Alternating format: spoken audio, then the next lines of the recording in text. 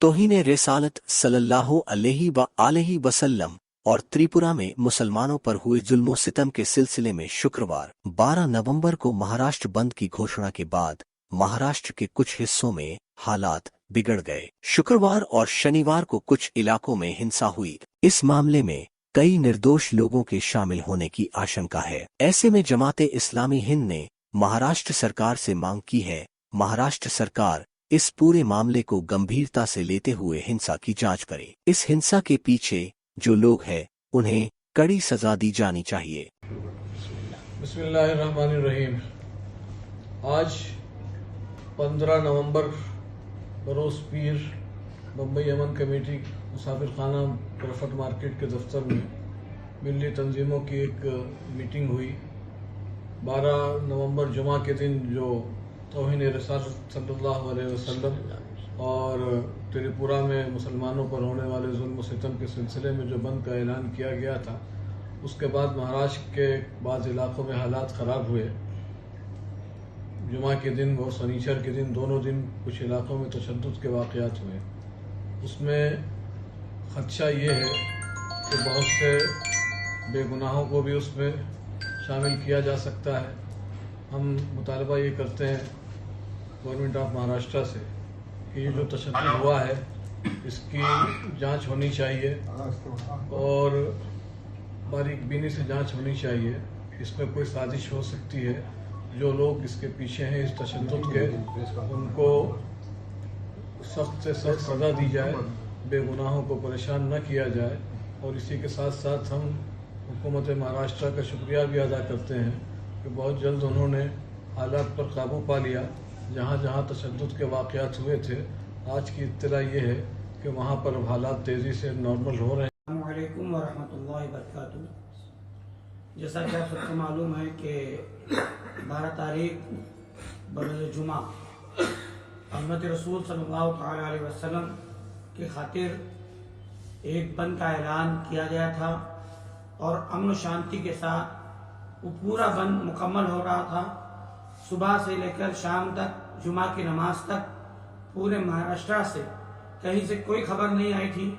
लेकिन जुमा की नमाज के बाद अमरावती, मालेगांव और महाराष्ट्र के दूसरा जिला में अचानक फसाद और दंगाइयों ने शहर के अमन अमान को खराब करने की कोशिश की। इससे साफ जाहिर होता है कि ये लोग चाहते ही नहीं कि महाराष्ट्र में अमन शांति रहे और महाराष्ट्र की हुकूमत सही से काम करे, उसे डिस्टर्ब करना चाहते हैं। ये उन्हीं लोगों का काम है जिन्हें महाराष्ट्र की कुर्सी नहीं मिली, जो सत्ता की लालच में बेगुनाहों का खून बहाना, दुकानें जलवाना, लोगों को सताना, मजालिम के पहाड़ तोड़ना, ये उनका तरीक़ाकार है।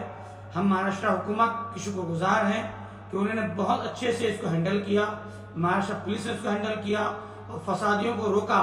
और जिन लोगों ने अमरावती में दोबारा माहौल खराब करने की कोशिश की, उन पर सख्त से सख्त कार्रवाई की।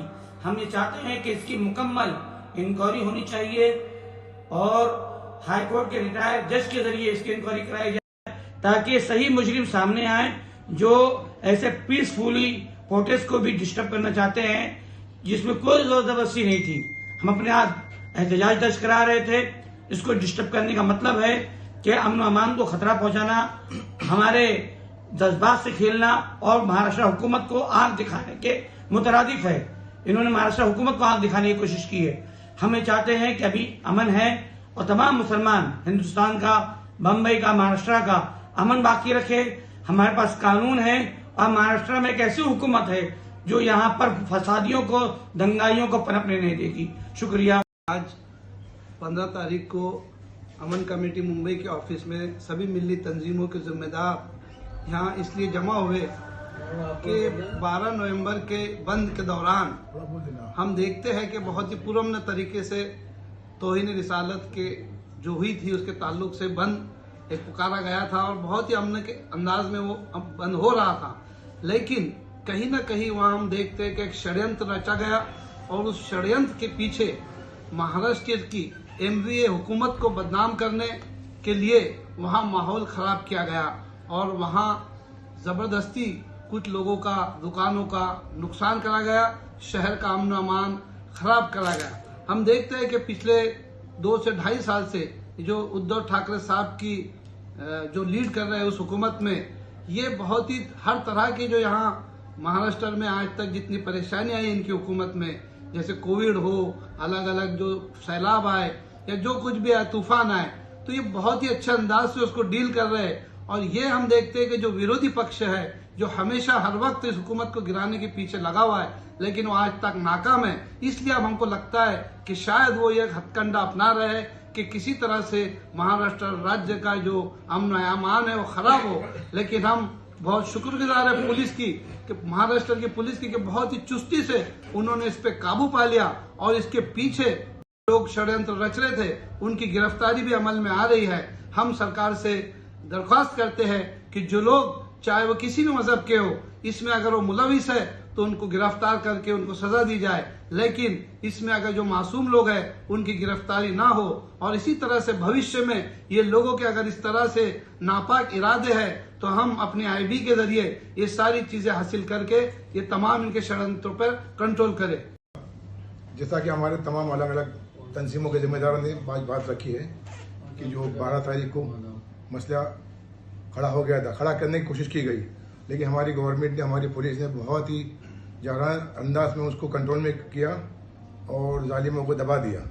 और कुछ लोगों ने इसमें अभी कुछ स्टेटमेंट आना शुरू हो गया कि हालात महाराष्ट्र के खराब, हमारा महाराष्ट्र पहले भी खराब नहीं था और अभी भी इतने छेड़छाड़ के बाद में खराब हालात कुछ नहीं हुए। कुछ लोगों ने बदतमीजी करने की और इस तरह के हालात पैदा करने की कोशिश की थी, हमारे लोगों ने उनको दबा दिया है, कुचल दिया है। हम चाहेंगे कि ऐसा कोई हालत बिगड़े नहीं है।